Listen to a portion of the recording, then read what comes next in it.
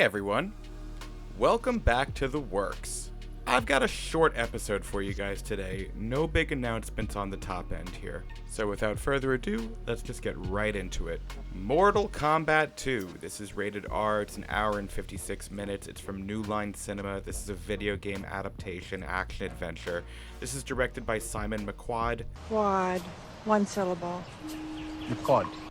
And it stars Carl Urban and Adeline Rudolph. Growing up, I was not a gamer, but even living under a rock, I've played my fair share of Mortal Kombat. Since 1992, this arcade game turned house party essential has dominated living room brawls and break rooms across the world. The iconic techno music and superpowered avatars have become a staple in gaming and pop culture. Carl Urban plays Johnny Cage, an American actor who is chosen to be a contestant in Mortal Kombat for Earthrealm, one of the many realms which compete in this interdimensional fighting competition. The undefeated champion and ruler of the other realms is a monstrous humanoid creature by the name of Shao Kahn, played by Martin Ford. It's hard to sit here and pick apart the plot, or lack thereof. Mortal Kombat 2 is very well produced. It features some very fun action sequences with a super intense score by Benjamin Wallfisch. The acting is basically non-existent, but to be honest, I'm not so sure I care.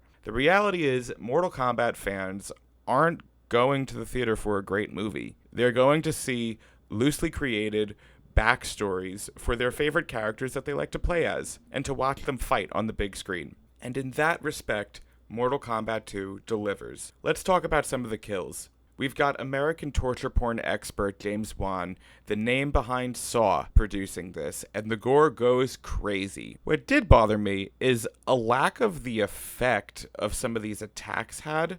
At one point, for example, Katana, Adeline Rudolph, repeatedly stabbed Shao Kahn, almost sawing his arm off, and he seemingly doesn't even feel it. And this is before he cheats and gets immortality. So yeah, the rules of this universe don't totally make sense, but Mortal Kombat 2 is a mindless good time. You do not need to have seen the first one to enjoy this, nor do you need to be a huge fan of the game to get it. It is a strictly turn your brain off cinema, and that's kind of the point. I gave this a 3 out of 5. Now this next one was a real surprise. The Sheep Detectives. This is rated PG, it's an hour and 49 minutes, it's from Amazon MGM. It's a children and families mystery thriller directed by Kyle Balda. Stars Hugh Jackman, Patrick Stewart, Chris O'Dowd, and Julia Louis-Dreyfus. The insanely versatile and talented screenwriter Craig Mazin, known for Scary Movie, Chernobyl, and The Last of Us, has thrown us another career curveball, and we have to talk about it. The Sheep Detectives is the latest career curveball from writer Craig Mazin,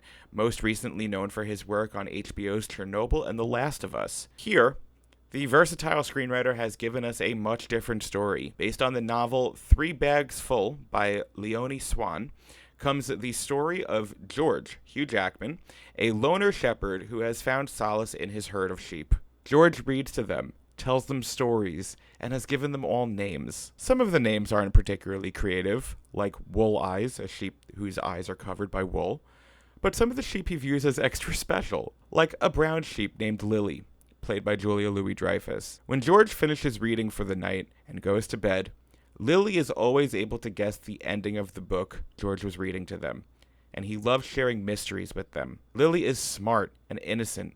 She doesn't believe sheep die, she believes they become clouds. Just outside their pasture is a small town populated by a naive but well-meaning cop, Officer Derry, played by Nicholas Braun, a butcher named Ham, Conleth Hill, another shepherd, Caleb, Tosin Cole, and many others. One morning, Lily and a sheep named Mopple, Chris O'Dowd, discover George outside his trailer. He's dead. When Officer Derry arrives at the scene, it is ruled a homicide. The sheep have no faith in the ability of the police to solve this case, so it's up to their smartest, Lily, to figure out who killed George. The cast is perfect and endless, with great small performances from a variety of legends ranging from Patrick Stewart to Emma Thompson. The movie is objectively cute. It is heartfelt and moving and adorable, and all the things a kids' movie should be about. It never risks, even for a moment, veering into adult territory, which again speaks to the impressive versatility from its screenwriter. I hate to give Amazon credit for anything because they're an evil corporation, but this was a great original family movie, and I suspect with a little word of mouth, this will become a knockout smash hit, keeping up some of the really positive box office trends this year. Easy 4 out of 5, maybe even a 4.5. I really enjoyed it. Next week on the podcast, I'm working to sit down with congressional candidate for New York District 1, Chris Gallant. So please stay tuned for that. Check Instagram for an update for confirmation. As always, please stream my music from my new album Stories from the End by Protest Art, available on all streaming platforms. And please share it with your friends. Sharing it with friends is the most important thing you could do right now to support me and my work. I will be back next week, but until then, please stay safe, stay healthy, and I'll see you all at the movies.